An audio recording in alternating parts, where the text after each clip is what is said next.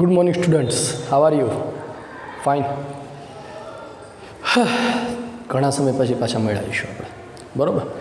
ચાલો આપણે આગળના વિડીયો લેક્ચર જે છે, આગળના વિડીયો લેક્ચર એટલે આગળના ચેપ્ટર્સ છે, તમે બરાબર વ્યવસ્થિત સમજેલા હશો. ત્રીજું ચેપ્ટર, પહેલું ચેપ્ટર ને બીજું ચેપ્ટર. હવે આજે જે વાત કરવાની છે આપણે મોસ્ટ ઇમ્પોર્ટન્ટ ચેપ્ટર, ધોરણ 11ના ખૂબ જ અગત્યના ચેપ્ટર એવા ચેપ્ટર નંબર 4. ચેપ્ટર નંબર 4 રાસાયણિક બંધન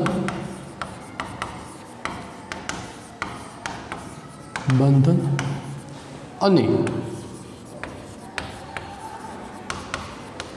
આણ્વીય રચના. રાસાયણિક બંધન એટલે ઇંગ્લિશમાં આપણે કહેશું chemical bonding. Chemical bonding and molecular structure.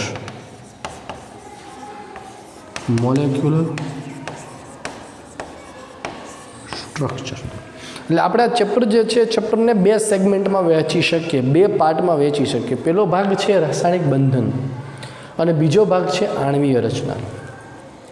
રાસાયણિક બંધન જે છે, રાસાયણિક બંધનમાં આપણે શું શીખવાનું છે, રાસાયણિક બંધન કહેવાય કોને, શું જરૂરિયાત પડે, એ બધી વસ્તુઓ જે છે રાસાયણિક બંધનમાં શીખવાની છે. અને અણુનો આકાર, અણુમાં જોવા મળતો બંધ, એમાં જોવા મળતો બંધકોણ, આ બધી ચર્ચાઓ જે છે આપણે આ ટોપિકમાં એટલે કે આ સેગમેન્ટમાં જોઈશું. એ છે આણ્વીય રચનાવાળા ટોપિકમાં. 2 સેગમેન્ટમાં છે રાસાયણિક બંધન અને આણ્વીય રચના, બરાબર? તો પહેલો સેગમેન્ટ આપણે સમજવાનો પ્રયત્ન કરીએ કે what is a chemical bonding, શું જરૂરિયાત પડી છે રાસાયણિક બંધની. અને પછી થોડીક વાત આપણે સાથે સાથે કરશું આણ્વીય રચના. એટલે આપણી પ્રસ્તાવના જે છે, ઇન્ટ્રોડક્શન પાર્ટ આપણે અહીંયા પૂરો થશે. ઓકે, ચાલો શરૂઆત કરીએ છીએ. રાસાયણિક બંધ જે છે જનરલી જે છે એ સામાન્ય રીતે, કુદરતી રીતે, વાસ્તવિકતામાં કોઈ સિંગલ એટોમ અસ્તિત્વમાં ન હોય, સિવાય ઉમદા વાયુઓ, દાખલા તરીકે હિલિયમ છે, નિયોન છે, આર્ગોન છે, આ એક સિંગલ પરમાણુ સ્વરૂપે હોય. પણ બાકીની બધી જે સ્પીસીસ છે એ બધી સ્પીસીસ અણુ કે આયન સ્વરૂપે હોય. એટલે અણુ કે આયન એ તેના નાના પરમાણુઓનો સમૂહ છે.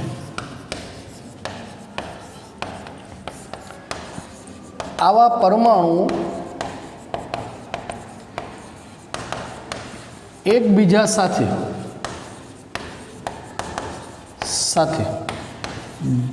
જે આકર્ષણ બળથી જોડાયેલા હોય છે તેને રાસાયણિક બંધન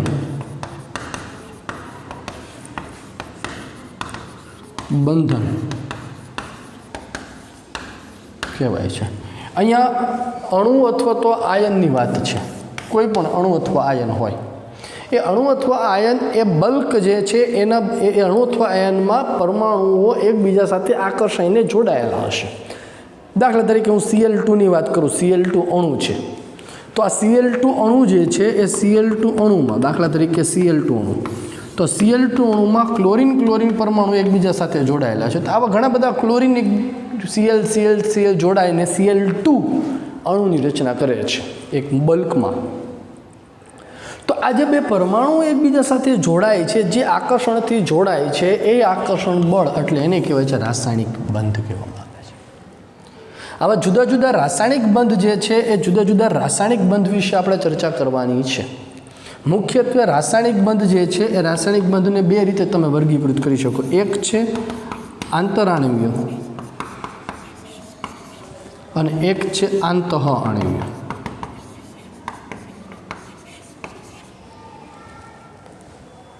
એના વિશે ડિસ્કશન છે, હું પછી ડિટેલમાં કરવાનું છે, એના ઉપર આપણે નથી જતા. પણ મૂળ વસ્તુ જે છે એ કેટલા પ્રકારના બંધનો અભ્યાસ આપણે અહીંયા કરવાનો છે. કેટલા પ્રકારના બંધ? તો કે સૌથી પહેલાં સહસંયોજક બંધ, સહસંયોજક બંધ, ત્યાર પછી આયનીય બંધ, धात्विक बंध, हाइड्रोजन बंध, वान डर वाल्स आकर्षण बल,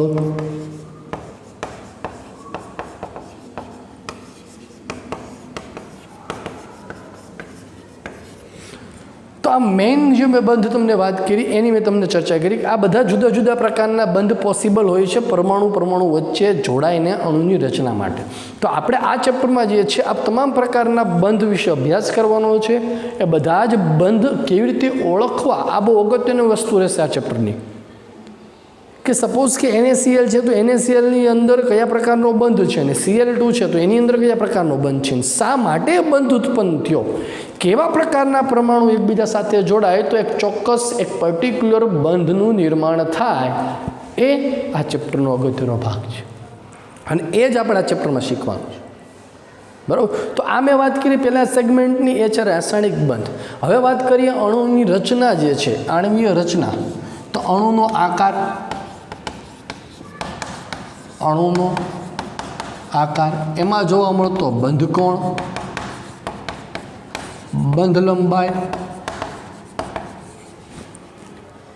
आ बधी ज वस्तुओ आणवीय रचनामां जोवानी छे। आ बधी वस्तुनो अभ्यास करवा माटे जुदा जुदा सिद्धांतो, दाखला तरीके VSEPR सिद्धांत, संयोजकता बंधनवाद, संयोजकता बंधनवाद जेने VBT कहेवामां छे, वेलेंस बोन्ड थियरी, आणवीय कक्षकवाद, आणवीय कक्षकवाद, मोलेक्युलर ऑर्बिटल थियरी। आ जुदा जुदा सिद्धांतो जे छे ए सिद्धांतो जुदी जुदी थियरीनो अभ्यास करीने आपणे अणुना आकार के एने जोवा मळतो बंध कोण कया प्रकारनो आकार ए धारण करशे, केवी रीते धारण करशे, एनी बहु डिटेलमां आपणो अभ्यास छे आ टॉपिकमां करशुं। एटले बे सेगमेंट छे, एक केमिकल बॉन्डिंग छे, एक मोलेक्युलर स्ट्रक्चर छे। ए बे सेगमेंटमां आखा चेप्टरनो अभ्यास आपणे करवानो छे अने आ चेप्टर ए खूब अगत्यनो छे। कारण तो कि टोटली चेप्टर ए लॉजिकली छे मित्रों। तमे केटलो कॉन्सेप्ट आमां समझेला छो एने आधारे तमे एने MCQ सोल्व करी शकशो।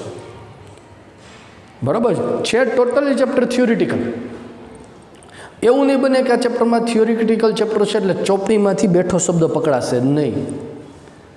आ कॉन्सेप्च्युअली छे, चेप्टर ने तमे केटलुं समझो छो एने रिलेटेड तमे एने MCQ सोल्व आउट करी शकशो। अने नीटनी परीक्षा जे छे अथवा तो JEE नी परीक्षा मिनिमम 2 MCQ आ चेप्टरमांथी कन्फर्म छे, मिनिमम 2। ओके, तो बहु मोस्ट इम्पोर्टન્ટ चेप्टर छे।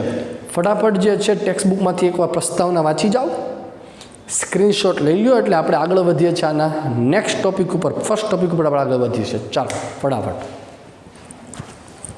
चलो प्रस्तावनानो अभ्यास कर्या पछी हवे आपणे वात करवानी छे सौप्रथम रासायणिक बंध विशेनी उत्पत्तिनो ख्याल। कया प्रकारना बंध बंधशे एनो सौप्रथम ख्याल जे छे इलेक्ट्रॉनना संदर्भमां सौप्रथम कोसेल अने लुईस द्वारा आपवामां आव्यो अने टाइटल जे छे ए टाइटल आपणे आपशुं कोसेल लुईस अभिगम।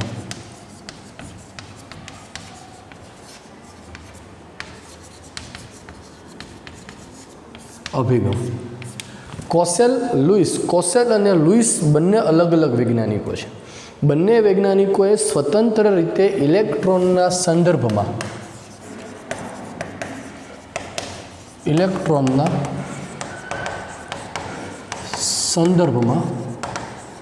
बंधनी उत्पत्ति विषे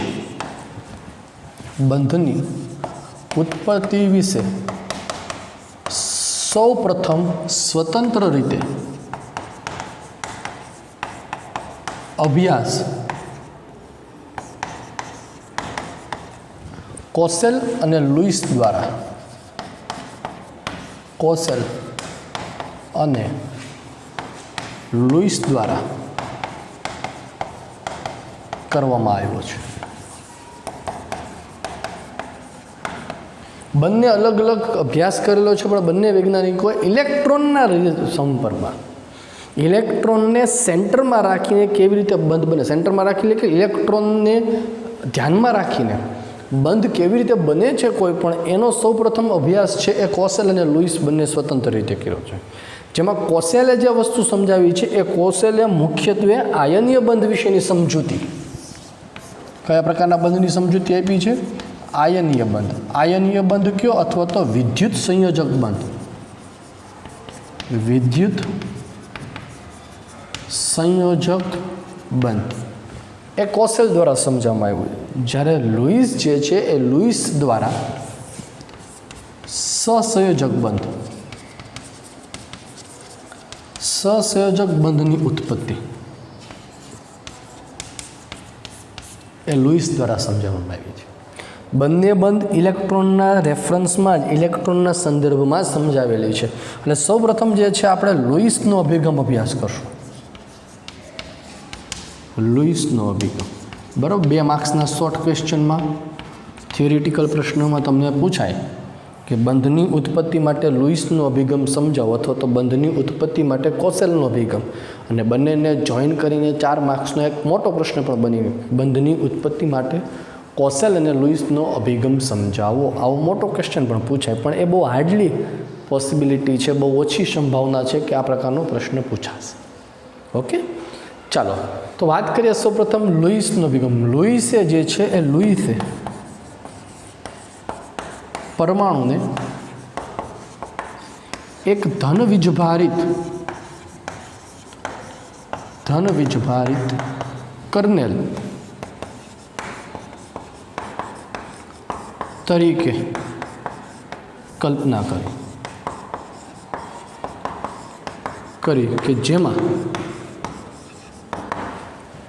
પરમાણુનું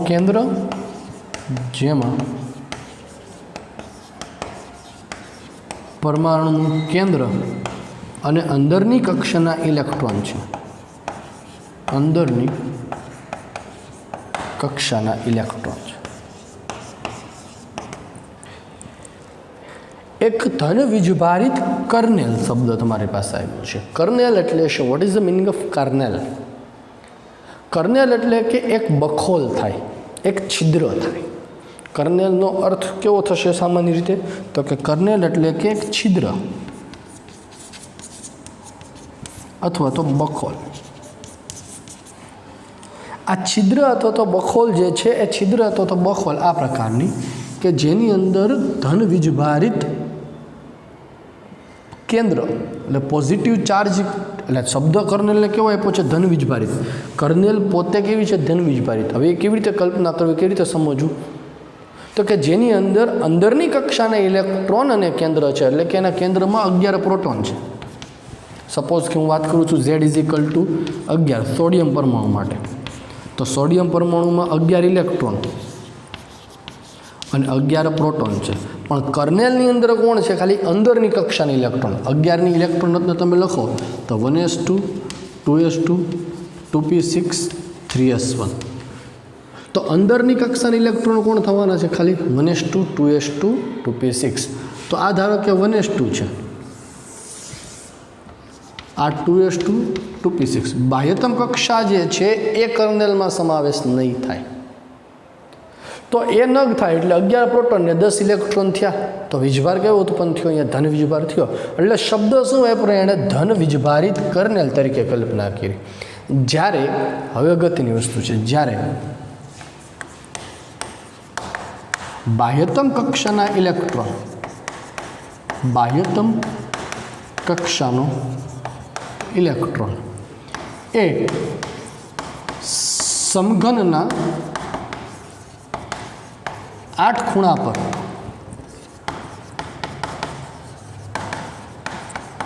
ગોઠવાયેલો હોય છે.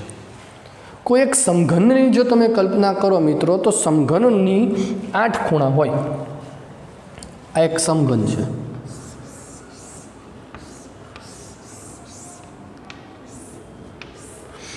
લુઈસની જે રચના છે, લુઈસની જે વિચાર હતો એ ટોટલ હાઇપોથેટિકલ હતો.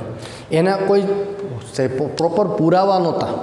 એ માત્ર એક આભાસી કલ્પના હતી જે પાછળથી ખોટી પડી છે. આ પ્રકારની કલ્પના હતી જ નહીં કે ખરેખર સમઘનના ખૂણા પર જે છે ગોઠવાયેલા હોય ઇલેક્ટ્રોન, આવી કોઈ કલ્પના નથી. પણ સહસંયોજક બંધ સમજાવવા માટે બહુ અગત્યની કલ્પના હતી. એટલે એણે શું કીધું તો કે બાહ્યતમ કક્ષાનો જે ઇલેક્ટ્રોન છે, સપોઝ કે સોડિયમ છે, એના માટે બાહ્યતમ કક્ષાનો એક ઇલેક્ટ્રોન છે, તો એ આ જે 8 ખૂણા છે એમાંથી કોઈ પણ એક ખૂણા પર હશે. 1 2 3 4 5 6 7 8 8 ખૂણા છે. 8માંથી કોઈ પણ ખૂણા ઉપર ગોઠવાયેલો હશે. તેથી ઉમદા વાયુઓ અપવાદ હિલિયમ ની બાહ્યતમ કક્ષાના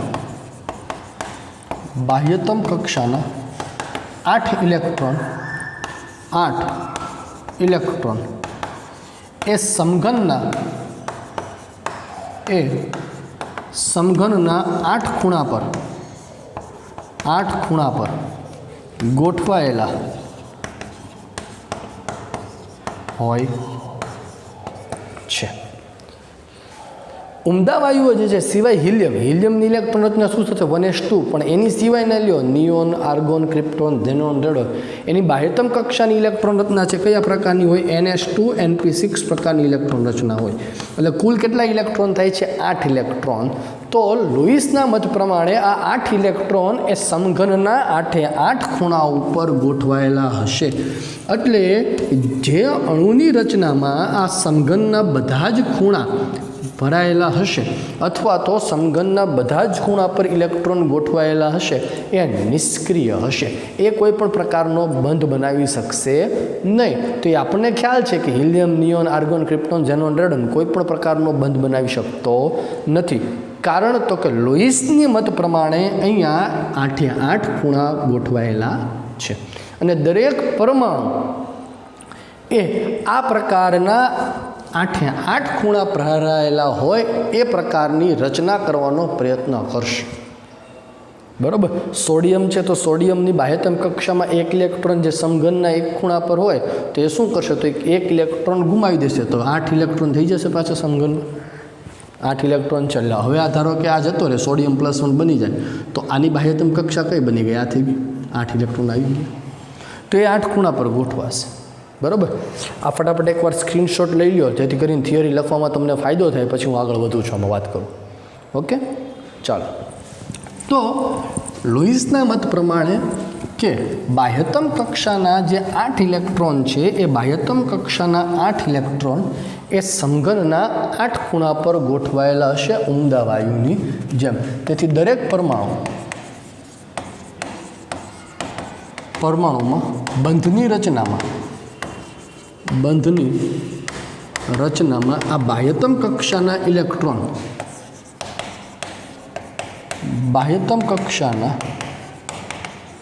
ઇલેક્ટ્રોન કે જે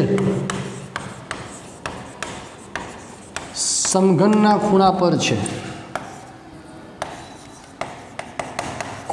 છે તે ભાગ લે છે અને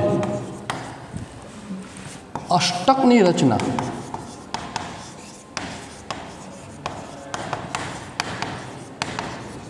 કરે છે. અષ્ટક એટલે કે અહીંયા અષ્ટક એ તમારે ત્રીજા ચેપ્ટરની વાત નથી. અષ્ટકનો નિયમ. અષ્ટક એટલે શું? તો કે 8 ઇલેક્ટ્રોન થવા. અષ્ટક એટલે શું થવાનો છે? 8 ઇલેક્ટ્રોન થવા. બરાબર છે. તો તેથી પરમાણુઓ એ ઇલેક્ટ્રોનની ભાગીદારી કરીને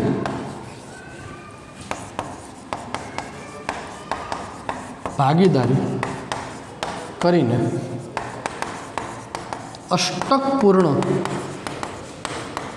કરે છે અને સહસંયોજક બંધની રચના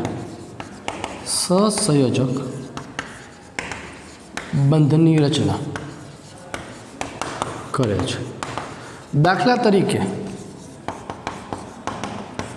Cl2. ક્લોરીન જે છે એ ક્લોરીન એકબીજા સાથે ઇલેક્ટ્રોનની ભાગીદારી કરે છે. હવે હું આ એક્ઝામ્પલ સાથે આપણે સમજાવવાનો તમને પ્રયત્ન કરું. સપોઝ કે ક્લોરિન છે, એની બાહ્યતમ કક્ષામાં કેટલા ઇલેક્ટ્રોન છે? તો કે ક્લોરિનની બાહ્યતમ કક્ષામાં સાહેબ 7 ઇલેક્ટ્રોન છે. કેટલા ઇલેક્ટ્રોન છે? 7 ઇલેક્ટ્રોન. તો આ 7 ઇલેક્ટ્રોન છે ક્લોરિનનું હું દર્શાવું તમને. આ 1 2 3 4 5 6 7 થઈ ગયા. 7 ઇલેક્ટ્રોન થઈ ગયો ને. હજી એક જે છે બીજો ક્લોરિન આવે છે. આ ક્લોરિનનો એક 7 ઇલેક્ટ્રોન, આ એનો એક સમઘનનો ખૂણો છે. હજી એક બીજો ક્લોરિન જે છે એની સાથે અહીંથી જોડાય છે. જો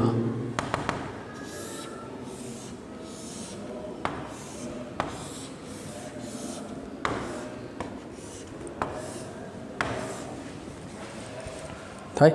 અને એ ક્લોરિનના બીજા 7 ઇલેક્ટ્રોન જો 1 2 3 4 5 6 7 થઈ ગયા. તો હવે તમે જોઈ શકો બંને સમઘન છે એ કોમન બાજુથી અહીંયા આ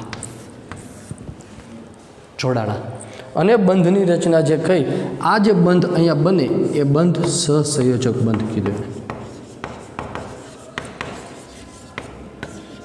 જો હું ફરી પાછું રિપીટ કરું છું કે વાસ્તવિકતામાં આવું નથી કે આ પ્રકારનો એક સમઘન હોય ને બંને એકબીજા સાથે જોડાય.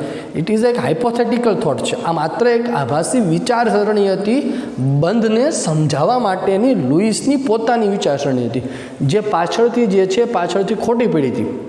હા, પણ બંધમાં ભાગીદારી જે છે આ પ્રકારની થાય અને સહસંયોજક બંધનું નિર્માણ થાય એ કોન્સેપ્ટ સૌ પ્રથમ અહીંયા લુઈસ આપ્યો હતો, એટલે એનો અભ્યાસ અહીંયા થાય છે. ખ્યાલ આવે છે? બાકી વાસ્તવિકતામાં ખરેખર એવું નથી કે ધન વીજભારિત કર્નેલ હતી અને સમઘન હોય ને સમઘનમાં ઇલેક્ટ્રોનની ભાગીદારી કરે અને સહસંયોજક બંધ બને છે. એવું વાસ્તવિકતામાં નથી.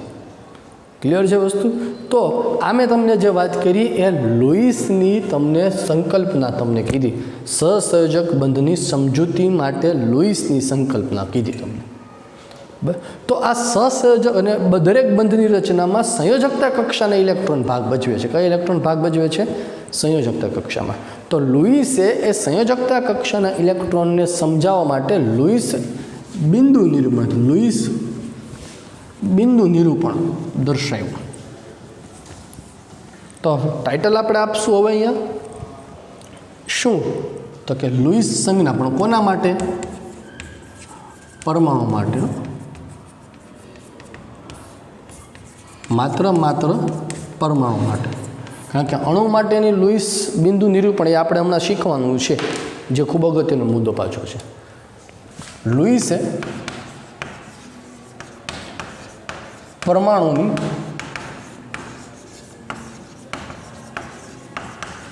બાહ્યતમ કક્ષાના ઇલેક્ટ્રોનને દર્શાવવા પરમાણુની સંજ્ઞાની આસપાસ ઇલેક્ટ્રોનને બિંદુ સ્વરૂપે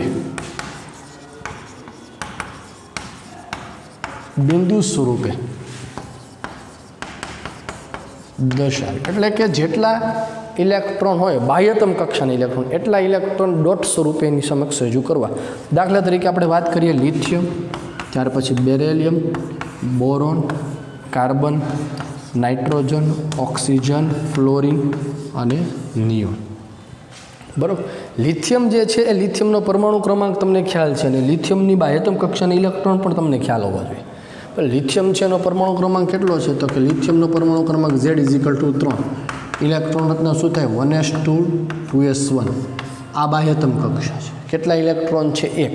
તો 1 ડોટ દર્શાવો. તો આ એની લિથિયમની લુઈસ બિંદુ નિરૂપણ થયું કહેવાય. બરાબર. એ રીતે બેરેલિયમ છે, એની બાહ્યતમ કક્ષામાં કેટલા ઇલેક્ટ્રોન થાય? તો કે 2. તો 2 ટપકા દર્શાવો. સાથે નહીં દર્શાવવાના, અલગ અલગ, કારણ કે સિંગલ ઇલેક્ટ્રોન હશે. ત્યાર પછી બોરોન તો કે 3 2 કાર્બનમાં 4. હવે નાઇટ્રોજનમાં કેટલા છે? 5. તો 5 ઇલેક્ટ્રોન નાઇટ્રોજનમાં છે.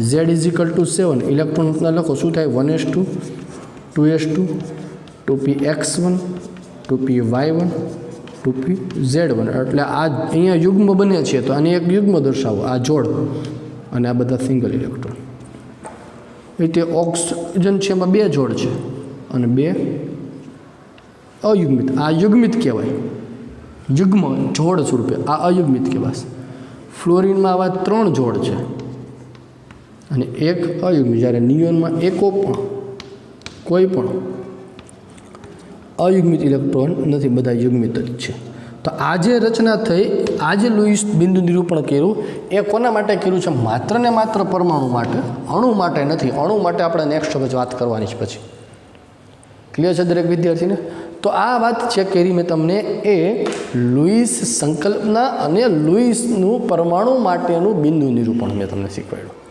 હવે પછી આપણે છે વાત કરવાની છે એ કોસેલના અભિગમની વાત કરવાની છે એની આપણે વાત કરીએ એની પહેલાં ફટાફટ એકવાર આનો સ્ક્રીનશોટ લ્યો અને સ્ક્રીનશોટ લઈને તમે તમારી નોટમાં નોંધી એનસીઆરટીમાંથી વાંચી જાઓ ચાલો ફટાફટ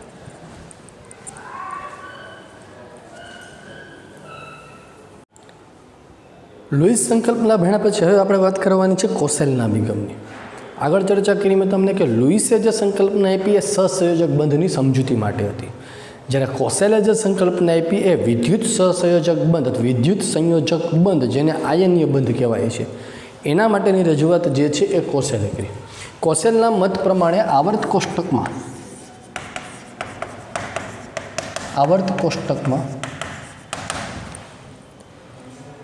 ડાબી બાજુ સૌથી વધુ વિદ્યુત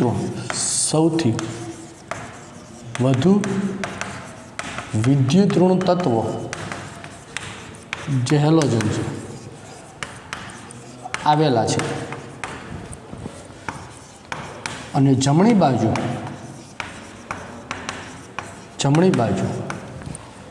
એટલે કે આ તરફ સૌથી વધુ વિદ્યુતીય ધનમય તત્વો આવેલા છે આ વિદ્યુત ઋણ તત્વો ઇલેક્ટ્રોન મેળવી ઉમદા વાયુ જેવી રચના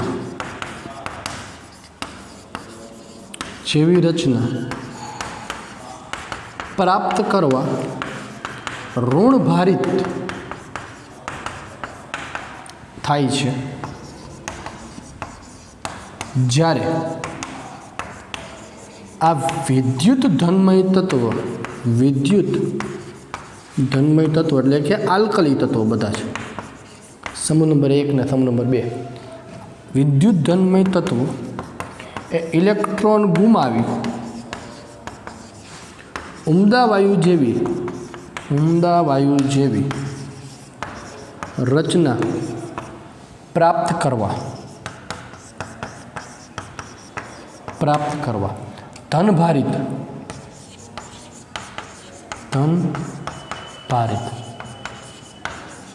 થાય છે દાખલા તરીકે આપણે વાત કરીએ ક્લોરીનની Z કેટલા છે 17 ઇલેક્ટ્રોન રચના શું થશે આની હિલિયમ 3s2 3p5 એક ઇલેક્ટ્રોનની જરૂરિયાત છે ઉમદા વાયુ જેવી રચના પ્રાપ્ત કરવા એટલે એક ઇલેક્ટ્રોન મેળવી ઋણ વિભારિત થયા Cl- એટલે ઇલેક્ટ્રોન રચના જે છે એ હિલિયમ 3s2 3p6 એટલે કે આર્ગોન જેવી રચના પ્રાપ્ત કરી લીધી નિષ્ક્રિય થવા એવી રીતે સૌથી વધુ વિદ્યુત ઋણ તત્વ વિદ્યુત ધર્મય તત્વ આલ્કલી તત્વ એમાં સોડિયમની વાત કરીએ ઇલેક્ટ્રોનના શું થશે નિયોન 3s1 એ એક ઇલેક્ટ્રોન ગુમાવી સોડિયમ +1 એક ઇલેક્ટ્રોન ગુમાવી અને નિયોન જેવી રચના નિષ્ક્રિય વાયુ જેવી રચના પ્રાપ્ત કરવાનો પ્રયત્ન કરે છે આ ધનભારિત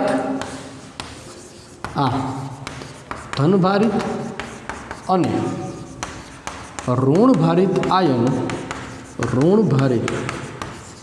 આયનો એ ઇલેક્ટ્રોનની અદલા બદલી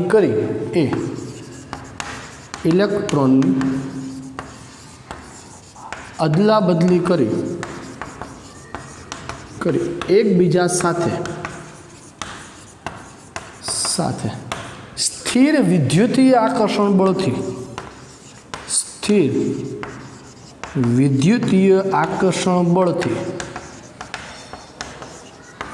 બળથી જોડાય છે, જે બંધને વિદ્યુત સંયોજક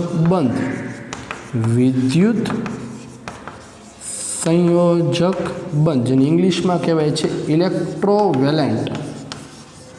ઇલેક્ટ્રોવેલેન્ટ બોન્ડ અથવા તો આયનીય બંધ, વિદ્યુત સંયોજક બંધ અથવા તો આયનીય બંધ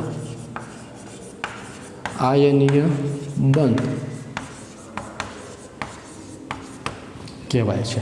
એટલે હવે આ ધન વીજભારિત જે છે Na પ્લસ અને ઋણ વીજભારિત છે Cl માઇનસ એકબીજા સાથે જોડાય અને NaClની રચના કરે છે. તો NaClમાં સોડિયમ અને ક્લોરીને ઇલેક્ટ્રોનની શું કરેલી છે? અહીંયા આપલે કરેલી છે.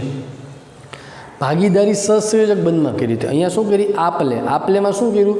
સોડિયમ કે ભાઈ મારે ઉમદા જેવું થવા માટે ઇલેક્ટ્રોન ગુમાવવો પડે એમ છે, તો આપી દીધો. ક્લોરીન કે તો આપણે તૈયાર જ છે લેવા હાટો, આવવા દો. તો ક્લોરીન ઇલેક્ટ્રોન સ્વીકારી લીધો અને Cl-1 થયો. તો શું થયું? અહીંયા Na પ્લસ એ આપ્યો, એટલે સોડિયમે આપ્યું. ખરેખર સોડિયમે આપીને સોડિયમ +1 બન્યું, જ્યારે ક્લોરીને સ્વીકારીને Cl-1 બન્યું. Na પ્લસ અને Cl- એ સ્થિર વિદ્યુતીય આકર્ષણ બળથી જોડાય છે અને જે બંધની રચના થાય છે તે બંધને આયનીય બંધ તરીકે ઓળખવામાં આવે છે. ખ્યાલ આવ્યો? અને ઇલેક્ટ્રોન જે છે એ ઇલેક્ટ્રોન ફટાફટ એકવાર સ્ક્રીનશોટ લઈ લો. ચાલો એટલે આગળ વાત કરું. સ્ક્રીનશોટ લઈ લો ચાલો ફટાફટ. ઓકે ચાલો. એટલે અહીંયા ઇલેક્ટ્રોનની આપલે કરીને જે વીજભાર પ્રાપ્ત કરે, ઇલેક્ટ્રોન મેળવી કે ગુમાવી, જે વીજભાર પ્રાપ્ત કરે તેને તેની વિદ્યુત સંયોજકતા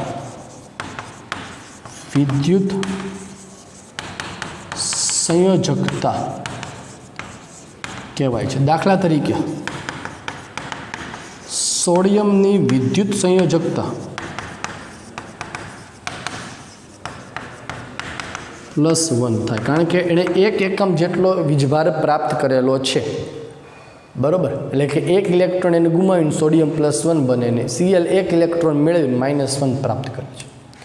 તો આ મેં તમને NaClના ઉદાહરણ દ્વારા સમજો. હવે તમે આપણે જે છે કેલ્શિયમ ફ્લોરાઇડના CaF2 જે તમને ટેક્સ્ટ બુકમાં પણ આપેલો, કેલ્શિયમ ફ્લોરાઇડના ઉદાહરણ દ્વારા આયનીય બંધની સમજૂતી સમજીએ. કેલ્શિયમ ફ્લોરાઇડ, તો કેલ્શિયમ જે છે એ કેલ્શિયમનો પરમાણુ ક્રમાંક તમને ખબર હોવો જોઈએ. કેલ્શિયમનો પરમાણુ ક્રમાંક કેટલો થાય છે? 20. ઇલેક્ટ્રોનના શું થશે? Argon 4s2. તો 2 ઇલેક્ટ્રોન ગુમાવીને કેલ્શિયમ +2 બને છે. નિષ્ક્રિય વાયુ જેવો થઈ જશે, આર્ગોન જેવો પ્રાપ્ત થઈ જશે. આ 2 ઇલેક્ટ્રોન ગુમાવી દેશે. જ્યારે ફ્લોરિન Z = 9 ઇલેક્ટ્રોનના શું થશે? હિલિયમ 3s2 3p5 એ 1 ઇલેક્ટ્રોન મેળવી ફ્લોરિન -1 એટલે કે નિયોન જેવી રચના પ્રાપ્ત કરે છે. બરાબર? પણ આ બંનેને એકબીજા સાથે જોડાવવું હોય તો જરૂરી છે કે જેટલા ઇલેક્ટ્રોન ગુમાવે એટલા ઇલેક્ટ્રોન મેળવવા જરૂરી છે. આ 2 ગુમાવે છે અને આ 1 જ મેળવે છે. હિસાબ બરાબર થવો જોઈએ. જો આણે 2 પણ તો આણે 2 જ લેવા પડે. તો શું થાય? તો કે અહીંયા જે છે ફ્લોરિનના 2 પરમાણુની જરૂર પડે મારે. બરાબર ને? 2 પરમાણુની જરૂર પડે. એટલે રચના તમારી આ બંને જ્યારે જોડાય, કેલ્શિયમ +2 +2F-1 જોડાય એટલે કેલ્શિયમ ફ્લોરાઇડ આ +2 અને F-1ના 2 પરમાણુની જરૂર પડે એટલે કેલ્શિયમ ફ્લોરાઇડ CaF2 બને છે. બરાબર. આયનીય બંધ હંમેશા યાદ રાખવાનું કે પ્રબળ વિદ્યુત ધનમય અને પ્રબળ વિદ્યુત ઋણમય તત્વો વચ્ચે જ બને છે. કોની વચ્ચે બને છે? પ્રબળ વિદ્યુત ધનમય અને પ્રબળ વિદ્યુત ઋણમય તત્વ વચ્ચે જ આયનીય બંધ બને છે. આ આયનીય બંધ વિશે પણ ડિટેલમાં આપણે અભ્યાસ કરવાનો છે. કોણ બનાવી શકશે એ બધી જ ચર્ચા હું તમને કરવાનો છું, પણ ક્યાં? નેક્સ્ટ વિડીયો લેક્ચરમાં. બરાબર છે. ત્યાં સુધી જે છે આજે જે ચાલ્યું એ ફટાફટ ટેક્સ્ટબુકમાંથી રિવાઇઝ કરો, વાંચો, નોંધ બનાવો. ન સમજાય ત્યાં સંપર્ક કરવો જરૂરી છે. ઓકે, ચાલો બાય.